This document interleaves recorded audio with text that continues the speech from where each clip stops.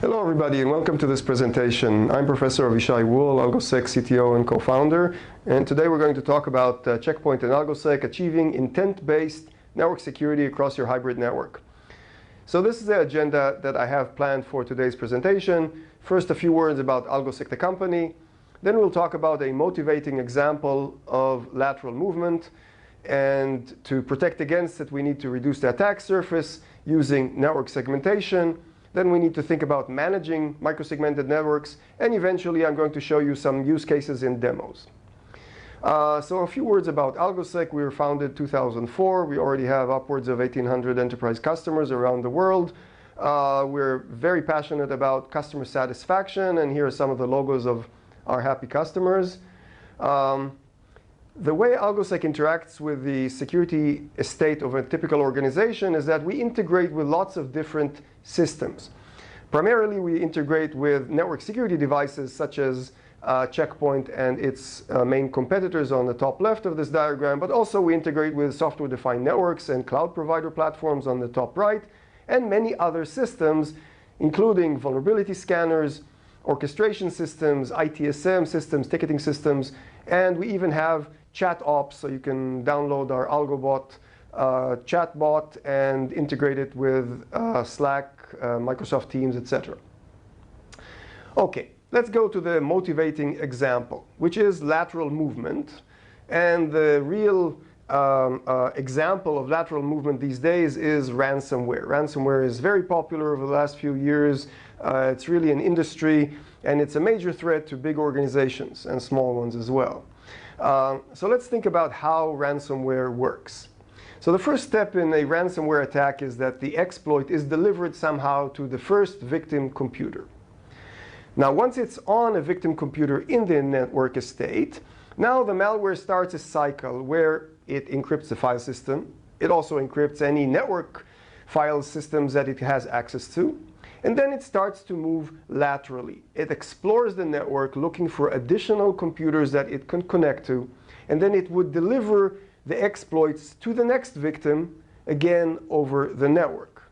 And this is repeated over and over and over until enough computers are infected and major parts of the file systems are encrypted. And then the organization basically is seriously in problems, and then the choice is either to reformat and restore from backups or to call the ransomware author and pay and hopefully get the decryption key and come back to operations.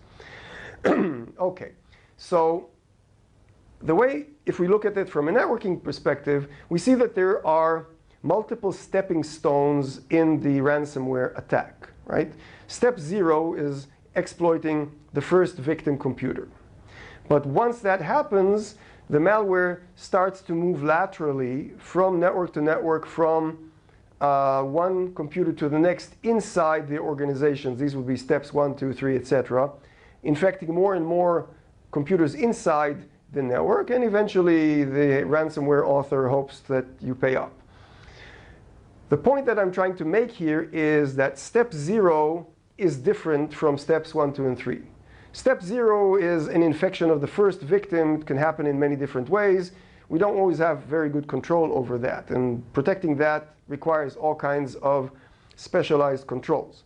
But protecting steps 1, 2, and 3, that is something that we have a better chance of defending against, because that's on our network. We control that communication path. We can do something about it.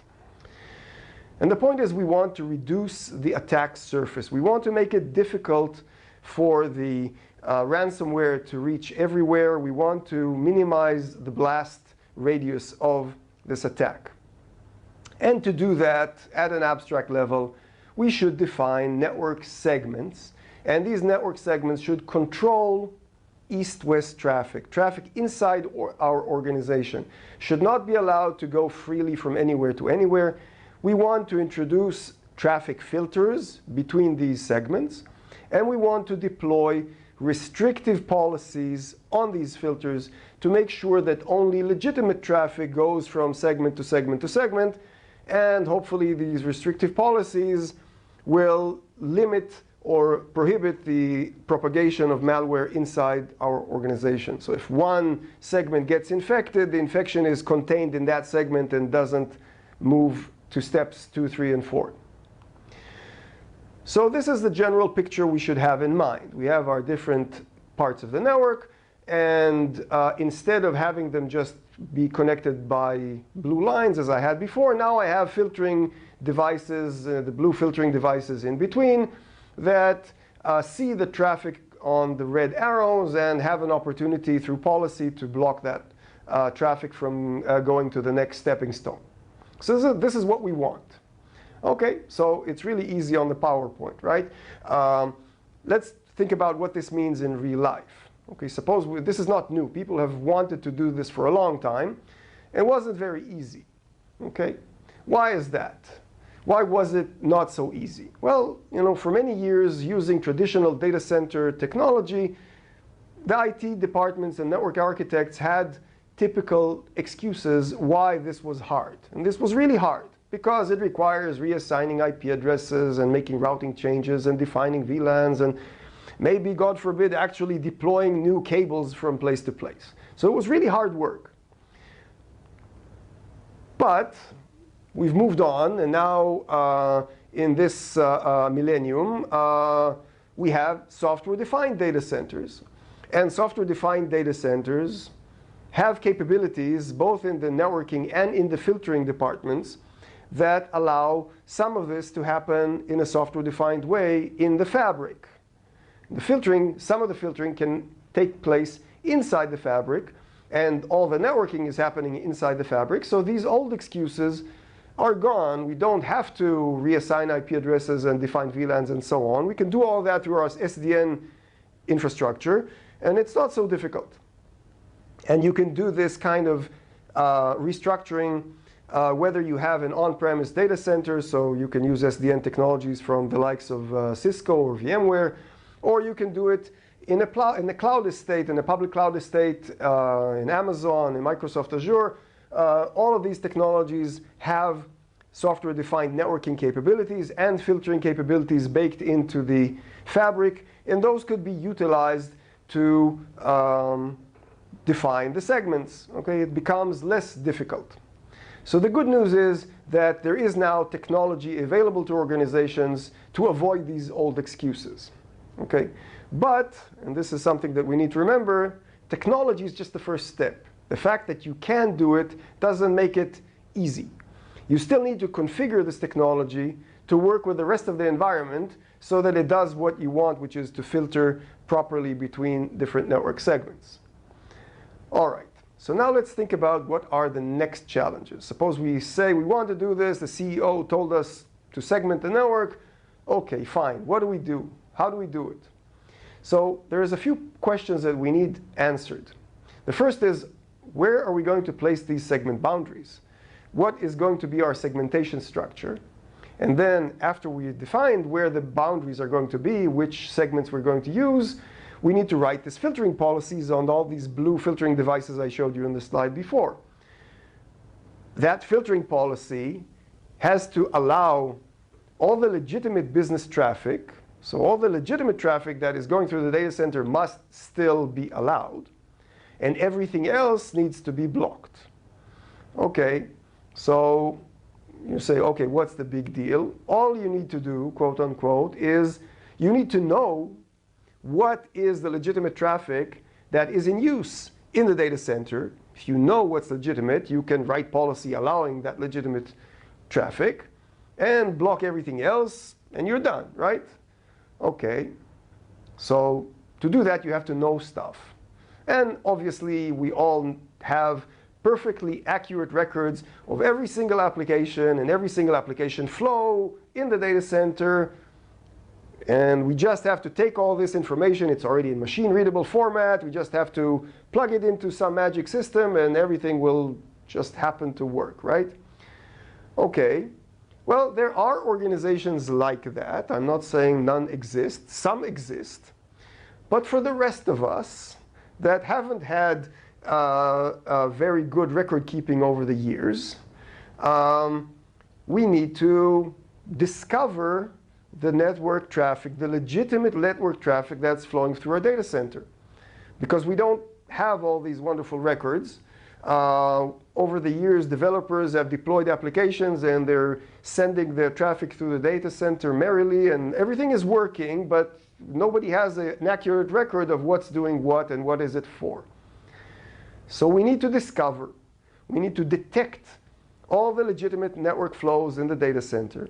And then we need to annotate them with what I like to call the intent. We need to say, why is this here? What is this doing? This connection from here to there using some port, what is it doing? Why is it there? Once you do that, and I'll show you that soon, typically what happens is you get a very, very long list of very thin flows. From IP to IP using these ports, from another IP to another IP using some other ports. You get thousands and thousands of these flows, and it's too much. It's too much both for humans and for networking filtering equipment. It's too much. So you have to aggregate, you have to optimize these thin flows and make them into fat flows that can be managed by both people and technology. You have to be able to aggregate these thin flows into fat flows. Once you do those things, then you can put them into the filtering capability, the filtering technology of your choice, your checkpoint firewalls or your SDN filtering technologies or what have you. And now you can actually deploy your microsegmented architecture. Okay, so how do you do this network discovery or application discovery I just talked about? The easiest way that we've identified is to use NetFlow.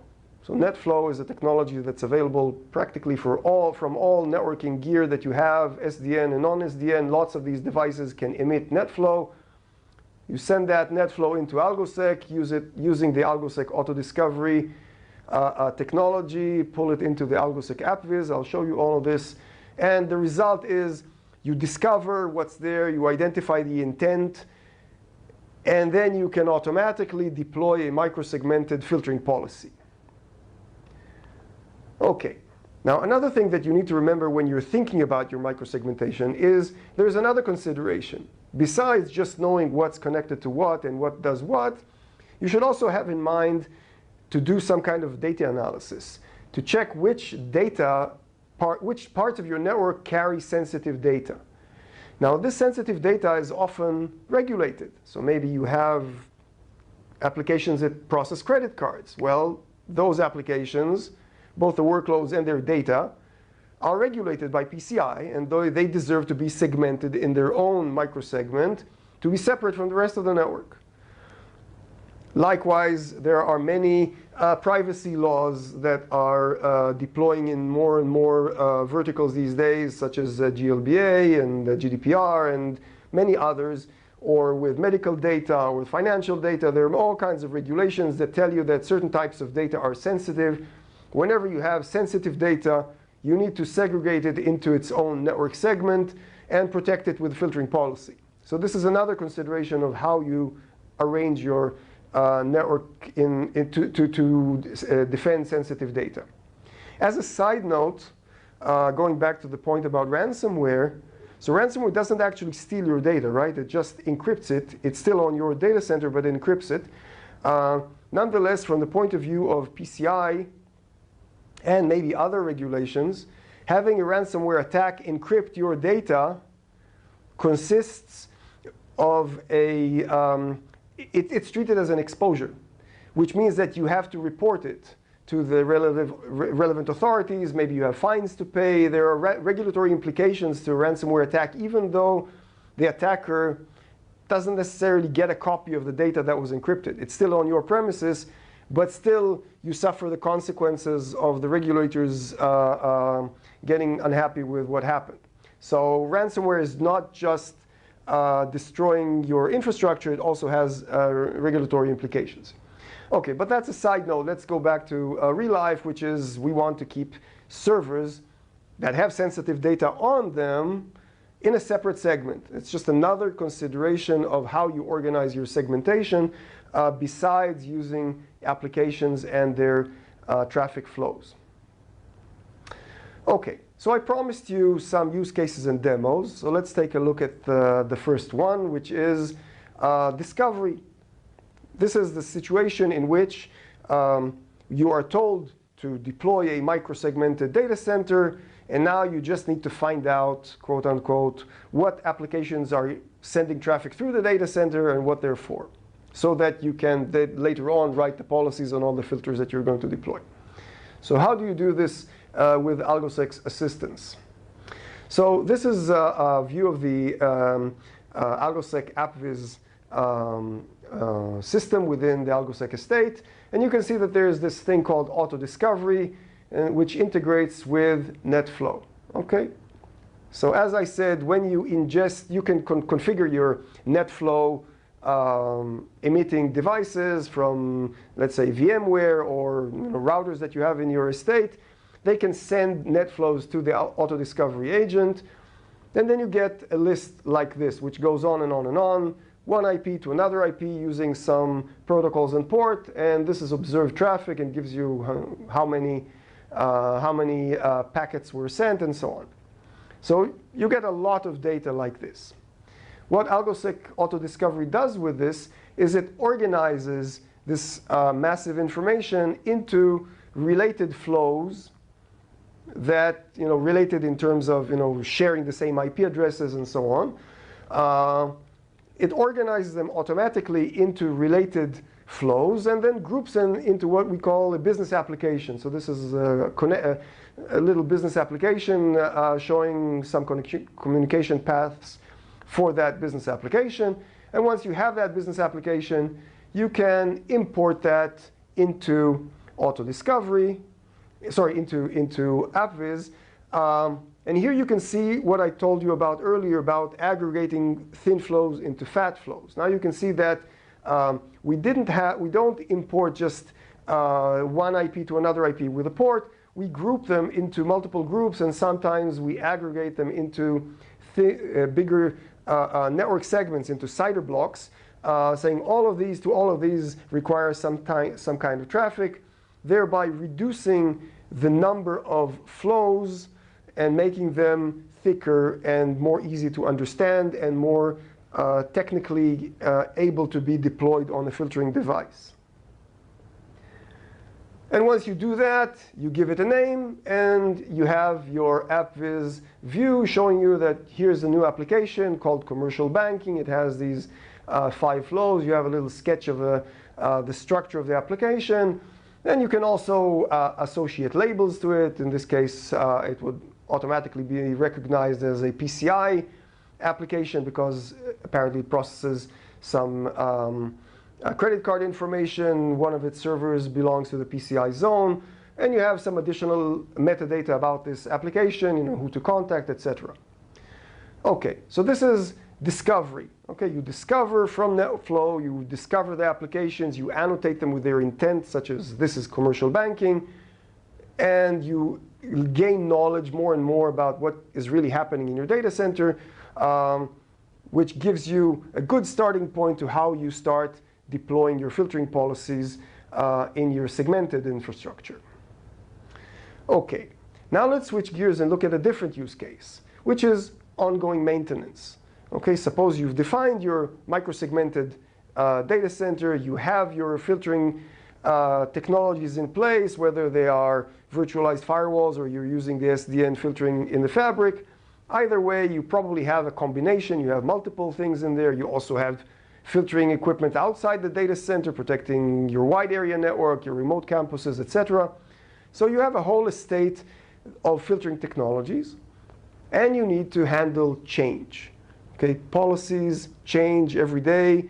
Many organizations have to process hundreds of change requests every week because there are new versions of applications, new things are deployed. So we need to worry about that. And the more segments we have, the more filtering technologies we've deployed, we have more policy filtering enforcement points that we need to control and change necessarily if something needs to change. Okay, so it becomes an automation challenge, and Algosec can help with that. And let me show you how. So our starting point again is this AppViz view. You can see this is a different application, a billing application, has 2 flows, a very simple application. And besides this dashboard, it also has what we call a flows view. It shows the same information but in tabular format. So you can see every flow as a line in this display with the source, destination, and service, etc. But this is not just a view. This is actually actionable. You can make changes here. Notice the Edit Flows button on the top right. If I select that, I have an opportunity to change the flows. Now I have, suppose I need to allow connectivity. This is the top line here. Suppose I need to allow connectivity from an invoice server to a customer database using some database PostgreSQL protocol. So the application has changed. I need to add additional connectivity to it. So I can declare this connectivity in AppViz and save the changes.